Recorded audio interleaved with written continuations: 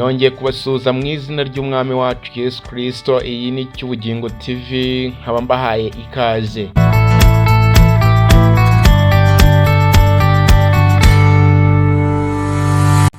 Rero nongeye kubashimira uburyo mwakoze subscribe mu kudufasha kwagura uno murimo, ndabashimiye cyane.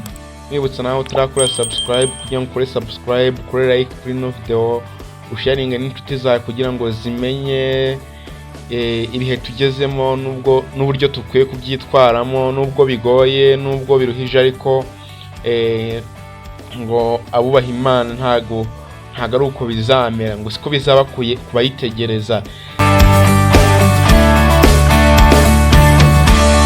Rero ubushije twari turi kureba ku buhanuzi bwari izishya, ariko n'ubundi aracyakomeje kugenda abwira abantu, aburira abantu kugira ngo bihane bareke ibyaha. Rero n'umunsi wa none mbazaniye ikindi kiganiro. Reka twumve icyo umwuka w'Imana ari kuvugana natwe kugira ngo tumenye iby'ubwami bw'Imana. Ndagusaba kugira ngo ube hano uhagume kugeza iki kiganiro kirangiye, ubundi Yesu aduhereze umugisha. Reka mbareke mwumve.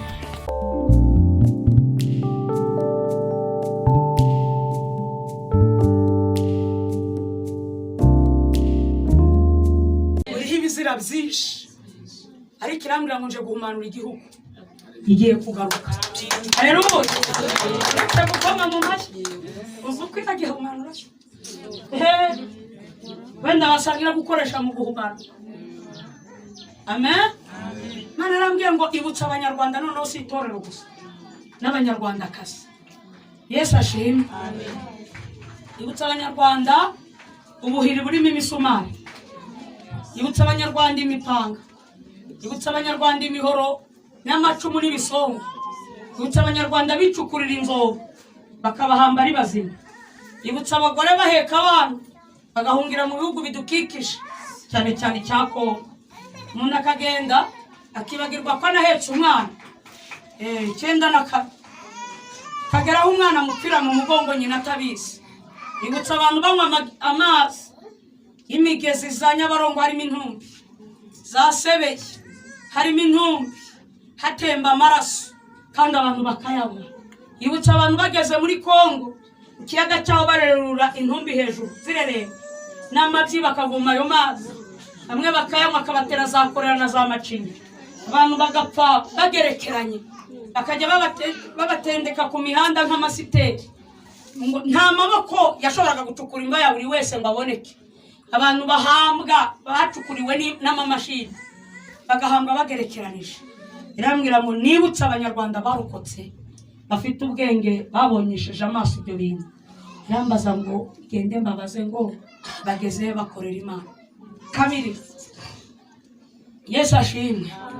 Bibuka abantu bapfuye bari bahari icyo gihe, harimo abagore beza b'uburanga n'abakobwa beza, harimo abasore beza b'uburanga, harimo abantu bafite ubutunzi bufatika, harimo abantu bagira umutima mwiza cyane, ariko Imana iremera barapfa kandi hagasigara ndetse inkozi z'ibibi.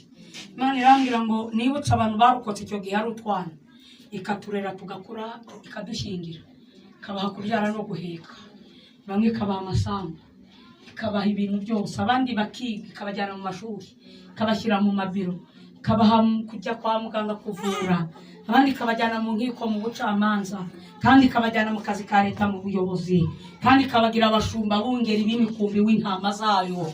Imana irangije irambaza ngo bambazirize ngo bageze he, bakora bakoze iki. Irambwira ngo nta kindi banyituye uretse gusambana no kumena amaraso atariho urubanza, kurya imfubyi n'abapfakazi, kuruca imanza zibera, bakarenganya indushyi n'abatagira shinge na rugero. Imana irambwira ngo ngarutse muri iki gihugu cy'u Rwanda gusura abanyarwanda. Ubwo nje gusura abanyarwanda, isi yose igiye kumenya ko nasuye u Rwanda. Ibigiye kubera muri iki gihugu bizandikishwa ikaramu y'icyuma. Hanyuma kera abana bazajya babyigishwa mu mashuri byabaye. Muraho. Irambwira ngo utubande tugiye gukoma mu mashyi, imisozi igiye kubyina, abaririmbyi igiye kubaha ikiruhuko, Imana igiye kwizanira korali mutigeze mubona izi kuririmba neza. Muraho. Yesu ashimwe. Amen. Imana irambwira ngo mbwira abagabo n'abasore bo yaringingiye gukorera Imana n'umutima wabo, imitima yabo yerekeza ku mafaranga. Irambwira ngo kwambara neza bigezweho, tunga amazu n'amamodoka bigezweho, kugira amafaranga kuri konti bigezweho, ariko irambwira ngo imbere byose bigiye guta agaciro. Aho umuntu agiye kujya agenda ahura n'amafaranga mu nzira akabura imbaraga zo kuyatora. Irambwira ngo yavuze guma mu rugo ntacyo yatumariye mu bitekerezo no mu guhinduka. Iravuga ngo nanone izanye icyo bita guma mu nzu. Imana yerekanye no ryonyine gusa abantu barasakuza, igiye kwerekana ikiringi cyabo. Muraho Yesu ashimwe. Irambwira ngo yirukanye inkote 3 muri iki gihugu. Batende n'amahirwe muri Egiputa ntihanyuzara ibyago 10, ariko twebwe dukoze ikimenyane ni 3 gusa. Igiye kwatambukaniza, igiye gutambukana ibyorezo, indwara mutigeze mubona, ndetse n'inkota ije bishoreye. Irambwira inuma ku bagore n'abakobwa muri kwiyambika ubusa, mwambara ubupantaro amanini ngo ntacyo bitwaye. Abigisha biki gihe bari kubashakamo utuntu indamu bakababwira ko iby'Imana itabireba. Ibuzwa n'iki? Mwikireba n'umutima. Ariko umuntu iyo asambanye n'umutima uba wasambanye wonyine. Iki kibiri uwishe mugenzi wese. Yo abandi kibibero nimwanike vuba Imana ije kubanurira. Abantu bari muri ona batanga n'inama za ona. Irambwira ngo dore Uwiteka arurutse aje guhorera gutaka kw'iminja kwageza hera. Kindi ntabwo ngiye muri message niyerekwa rya unapone birebire igihe cyancitse. Imana irambwira ngo mbwire abahanuzi, abakozi b'Imana, umuntu wese watinyutse kuvuga mu izina ry'Uwiteka ngo iravuze kandi itavuze, ugahabanda amasezerano ngo wiyaranje usohoze ibyo wabasezeranyije. Wiyaranje niba ari umuntu wabwiye igipangu kimuguriye, wiyaranje niba ari imodoka wemeye uyimushyikirize. Umuntu wese wahangaye kuvuga mu izina ry'uyu mugabo, naho niba atari igiye gukubita igiti mu gahanga, bamwe barapfuna ubwonko. Muraho abenshi bicaranye amasezerano atateze kuzasohora, abenshi bari gushyeshyemba.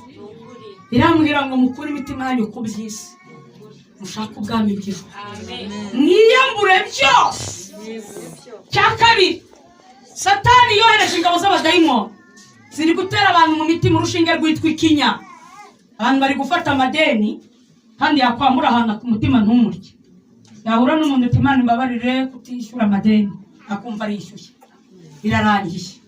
Mwibuke Yesu avuga ngo nujya no gutura n'ituro, ukibuka ko ari umuntu mugiye mufite icyo mupfa, ubanza ugende wikiranure nawe, ubone uzana amaturo.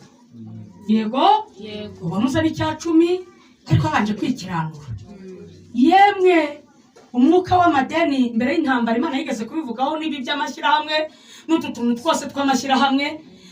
Ibivugaho uburyo Satani ateje umwuka w'amadeni no kubwira abantu ngo bishyirahamwe bajya gufata amafaranga no mu mabanki. Iravuga ngo utwo n'utugozi tuzazirikwa ku maguru y'abagenzi. Icyo gihe haduka ikorasi ivuga ngo Satani aranyanyagiza, mwirinde gutoragura. Muraho irambwira ngo abantu benshi bagiye kurimuka bazize ikintu cyitwa amadeni. Kubw'icyo niba udashoboye no kwishyura, sanga ubereye mu mwenda umusaba imbabazi. Ko Imana iri kumbwira ngo nirukange vuba muri iki gihugu aho mwandagira hose, niba ubutumwa mbuvuge mwikure n'ikintu cyo gufata amadeni. Emera uburare ariko wikwirwanirira, muri kumurwanya arahari. Kera barukora umuntu yashoboraga no kuburara 3 afite abana, Imana ikaba yahakura umuntu uhehe ikana arange no mu kindi gihugu akaza akaguhahira. Ariko ubu tuzi kwirwanirira, tuzi kwambura. Ubu hari umuntu utakandagira muri quartier runaka kubera amadeni yahafashe muri butike, kubera abantu yagiye yambura, kandi rimwe rimwe ugasanga bene ibyo bintu bifatana Bibiliya bikabeshya. Muraho igarukire afata ukarenge. Yesu yaravuze ngo ijisho nirishaka kugucumuza, ni Yesu wabivuze, ntabwo ari Pawulo, ntabwo ari Petero. Yaravuze nyir'ubwite ngo nirishaka kugucumuza uzanogora ujugunye. aravuga ngo ukuboko ntibushaka kugucumuza uzashyiraho nyine umupanga uteme ngo icyaruta nuko mu bugingo wagera nayo urugingo rumwe aho kugira ngo urugingo rumwe rurimbuze izindi. Niba ari urugingo rugiye kubuza abantu benshi ijuru igitsina gore, urugingo rwitwa umusatsi rugiye kutubuza ijuru. Ariko burya washyiraho ipanga umusatsi ukawukuraho aho kugira ngo umubiri igice cyose igihimba ubugingo bwose umanuke muri Gihova. Muraho impanda ivuze wazamuka ijuru uri nyina w'abarastamene n'amadirede ku mutwe niyamure byose ibibaremerera. Amen. Ikindi nsozerejeho kanyuma, ushaka ingingo yitwa imirimo ibarengera. Biteye isoni ku mwaka watangira ukarenda usoza utageze kwa muganga. Yesu aryamye mu bitaro akakubura nta n'umuneke w'ijana ujyanyeyo. Uri umusore inkumi zaragukuraguye ibyinyo n'ibijigo bikabirandagura. Yesu umusore bwawe ukawurinze bwo mu busore ukaba umugabo. Yesu atarakuryaho n'irindasi. Nibuze mujye muri gerezo ugira abantu burira irindasi mutaziranye. Uzabyibutse Imana. Mushaka ingingo yitwa imirimo. Ko warwaye ukagera kwa muganga uretse kubeshya ntabwo wize. Ubu nta bantu barwariye baturutse wenda nka za cyangwa uzakiwe batagira bene wabo babageraho. Ubu nta bantu barwariyeyo bari mu bitaro baryamye za kibagabaga koko atagira umusura. Mwabagore mwe ko mwabyaye ko muzi inzara yo mu rubyeyi koko ubu nta bagore baryamye za Muhima babyaye babuze n'amazi byibuze none we kuba byaye bakaguhiga ikoma watanze iki mu ijuru ndetse ukanakinemba gusa cyaguteye ikirungo. Ayi bara bazi kwirya iko mwigizeyo cyane ikirungo igitoki cyo kumva nakongera kugikora.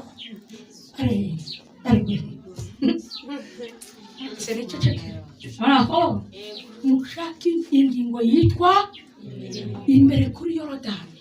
Imirimo nigiye kubavugira mutagishoboye gusenga. Yemwe musenge mwihana ibyaha. Ngiye guhamagara rero umuntu uri hano utarakizwa utaragera mu mazi menshi arahari. Ngashyira ikiganza hejuru nze kubasengera. Urahari? Abo ndabasengera nyuma. Muraza nyuma. Ndashaka umuntu wasambanye hamwe n'uwikinishije. Yego wagiye mu bapfumu aje hano musengere. Uwanyoye kubisindisha cyangwa ukabisengerera abantu bene wanyu baje kugusura ukajya kugura za byeri cyangwa za sikoro cyangwa iki uze hano dusenge. Yemwe ushaka ubwami bw'ijuru ariko nge ndijwi ry'urangurura mu butayu. Uwakuyemo inda ntasigare nawe asi. Uwumva kwiriye kureka ibi bintu by'ibisuko ibi bintu by'amaproduwi biri kwaduka ibintu by'inzaduka ukumva nawe ukwiriye kwihereza Imana nk'umuzu. Ushaka Uwiteka bigisho Imana yantumye kuri Kadirake 2012 mereza ikimenyetso ko ndiho umwuka w'Imana ko ntatinya indaya ziri muri buwate. Niba ndaratinye indaya ndatinya abantu bari mu nzu yitiriwe izina ry'Uwiteka Imana ya Isiraheli. Abumva bakwiriye kureka amaverine. Ngayo nguko rero umuririmbyi yaravuze ngo mushaka Uwiteka bigishoboka yuko abonwa. Rero buri wese ndatekereza ko yumvishe icyo akwiriye gukora. Yesu abahereza umugisha.